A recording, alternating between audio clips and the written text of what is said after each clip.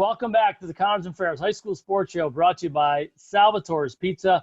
Our next guest is one of the most accomplished cross-country coaches in the state, only because he's probably one of the last ones coaching from his era.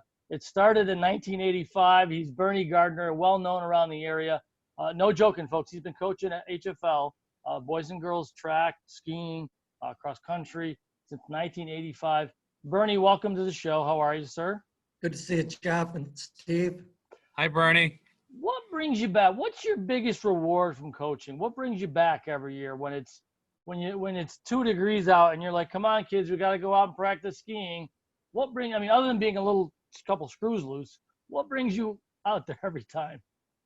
Yeah, basically to see improvement amongst the athletes and try and be one of the top programs in the state for whatever sport I'm coaching, and really just at development where until recently I taught in the middle school. So, I would see someone when they're in 6th grade, and then if they did the sports I coached, I'd see them till they graduated. So I was literally seeing them grow up. So that is really kind of fun to see that maturation. Bernie, 2020 has been just a wild year for everybody. How have you had to adapt your coaching style and your things this fall to just, get the kids out on the course and to get to the point where we're, a week and a half away from hopefully having a sectional meet? Well, I keep telling myself, serenity now, to try and pace myself. But it's been hard.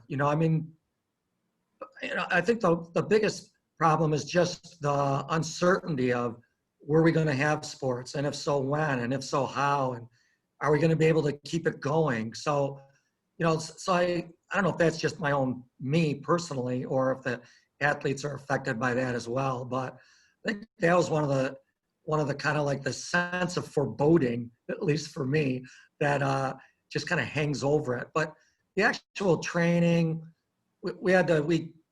I was just telling the guys the other day that we basically had no fun this year, because normally we would play a lot of games, do a lot of activities, go places that we haven't been able to. I might have to call you on that, though, because I saw a little video of you, sir, where they help me help you video. Yeah. And it looked like, part of your message about social distancing, and it was funny. Where did you shoot that video? What was behind it? And, how has it been with kids trying to push their bodies to such a point of exercise and, being asked to wear a mask when it's tolerable? Yeah. So it's been a challenge because, the kids are for the most part great, they've got their mask on, when they get a drink of water, or even with their mask on, trying to keep them separated from each other has been a bit of a challenge. But for the most part, they're spectacular. That video came about, it was that I was hosting a meet at Menopause West on a Saturday, but that Friday night, myself and one of the school board members, Dave Gaddu, went over and leaf blew the whole course so that they could see the rocks and stuff. So it's, at Menopause Park, dark, and I'm just going like, this is me out here for you, type of thing. So help me, help you, stay healthy. And that was right at Halloween weekend. So our race was Halloween day. So I'm like, help me, help you, stay healthy. It's basically been one race a week, really, on weekends, and smaller, no invitational, smaller races for cross country. You'll be running this is recorded earlier in the week, but Veterans Day, happy belated Veterans Day, everybody out there. But on Saturday, you're going to run against Rush Henrietta, and then a week from now, it's sectionals, and you've got a couple of really good teams, boys and girls. You've won 16 titles. Your girls teams have 16 titles, Section 5, 16 for the boys.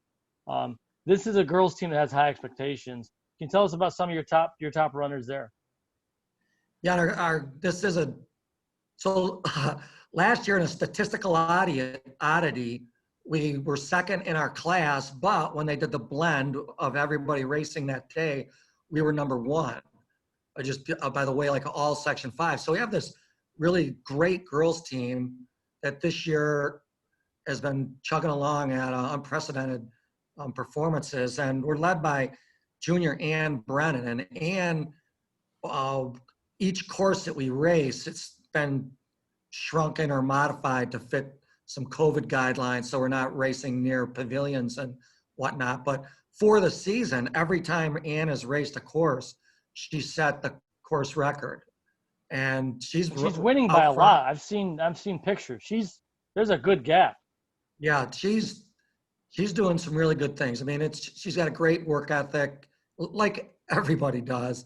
But she's finally, like, her work ethic has coincided with her body maturing, and now we're looking at something special. Got a freshman named Paige Kidd who's come up from the modified program, doing great things. Two kind of like fell to us from the heavens when they took volleyball into the March. This girl, Tegan Cam, she's probably, you're going to be hearing a lot about her in basketball. She's a great basketball star. Good. Wilby needs some help. Yeah, he needs more mental health than I do. But you've got this Sophie Bagley, who's another volleyball girl that just came out as sophomore. And then, like, a core of girls that we've had, Anna Everhart, Ella Hensel Cronin, to a couple, this girl Molly Kranick, and then a senior girl, Maria Larson, top group. But yeah, they work hard with each other, and they're encouraging. And so, we're hoping we get sectionals in and we can do something. Bernie, how about the boys? It looks like Ryan Daler's one of your leaders. Yeah, Ryan is on the same side as Ann in the fact that, like, he's won all our league events and he's set course best times on every course on our league things. We did do a non-league with Fairport, and Fairport's the Godzilla of boys cross-country running right now. They have an outstanding runner, Kaylin Reuter, and Kaylin and Ryan are good buddies, and they went out and duked it out, and they were hundreds of yards ahead of everybody else, and Kaylin won that. So that was really good test for Ryan, and I think gives him some thoughts for sectionals and anything that might go on behind sectionals. So in our class for sectionals, it's going to be Menden, Sutherland, and us, and it could be any order.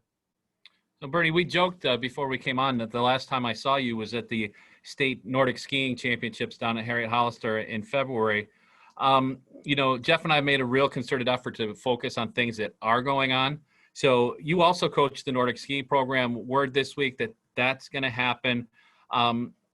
When you look ahead to, and I think, could you talk about the success of both of your programs? Because you've had a lot of athletes that have crossed over, and, getting that news that at least the low to moderate risk sports were going to go on, that message, and is it a pretty upbeat feeling in your school right now with that news?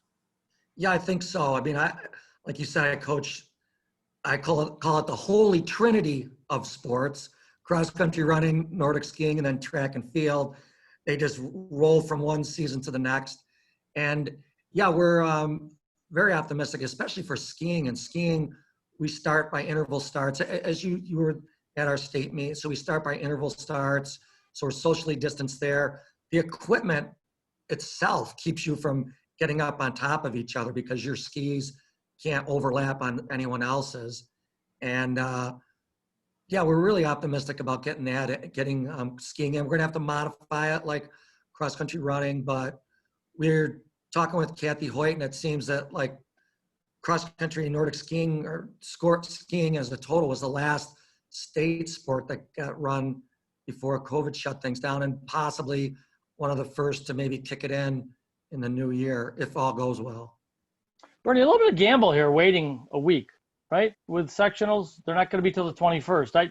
I thought they would try to get, everyone's trying to get things in. I actually thought soccer and other sports should not have gone with an open tournament. They should have limited the number of teams that got in and tried to shorten the tournaments. And it seems like, it's been a wild week here. Things are spiking a bit. I hope everyone gets it in, but can a runner really gain much in 10 days or 7 days? Like myself, I'll give you a hint on which camp I was in. I had my senior recognition day in the first meet.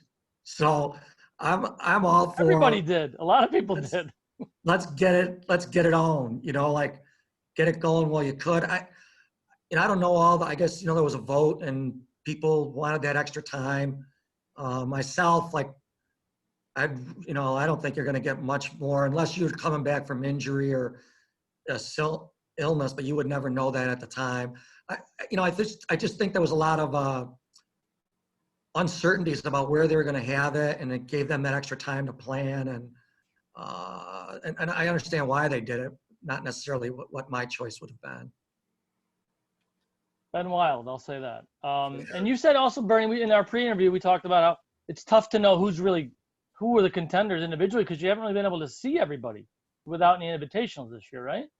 Yeah, I mean it's not even the eye test because like in theory there's only 2 spectators per athlete, so I really can't even go anywhere and watch other teams if I wanted to. But normally I'd be racing, but just kind of going off times from common courses or kind of like mile pace or split times that they would have on their course.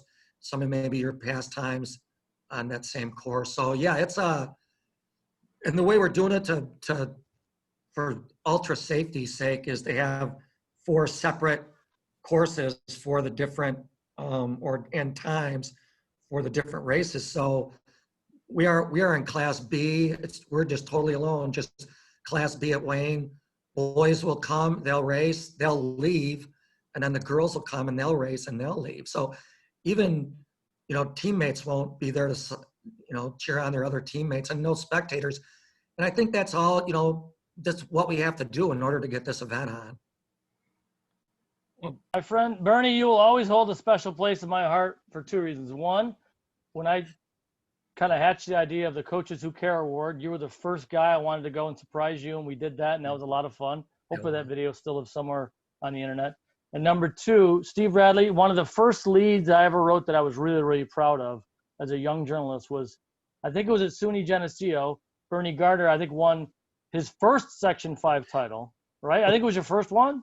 It was the first time he went to States. States, okay. Yes. And there was snow flying. And I remember writing about that. Bernie I could tell he was excited because he was running around, Steve, like Jim Valvano, trying to find somebody to hug. Yes. And I didn't know what I was doing. I had to ask him, like, did you guys just win? Did you win? He's like, we won. And immediately he was off. So, well, and he's also one of the few coaches that we've been teammates with in a charity basketball game. That's right, down in Livonia. Well done, well played, Steve. That was a long time ago. Yeah. Well, we were both younger then. We all younger then. And I think we had Scott Fitch on our team, which also helped. Yeah, that doesn't hurt. Always help. Automatic. That guy's automatic. Hey, yeah. Bernie, thanks for coming on the show. We appreciate it. Good luck to you and the Cougars. Thank you. Except when you're running against the Irondequoit Eagles. They're tough. And we appreciate your time today, sir. Thank you, Steve. Thank you, Chuck. Bernie. Hopefully, we'll see you out there soon. Hopefully.